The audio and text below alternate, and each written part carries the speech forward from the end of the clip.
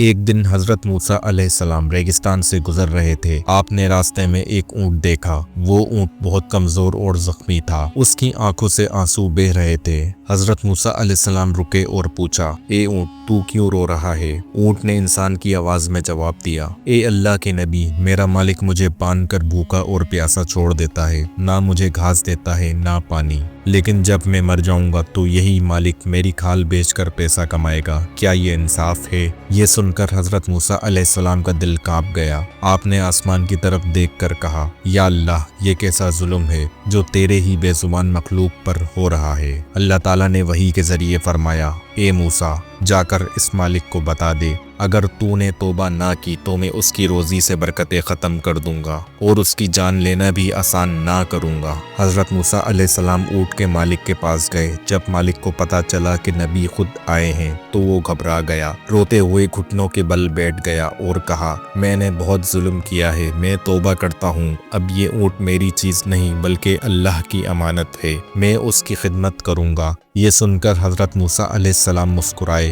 اونٹ نے بھی اپنی آنکھیں بند کر لیں اور اس کے آنسو رک گئے۔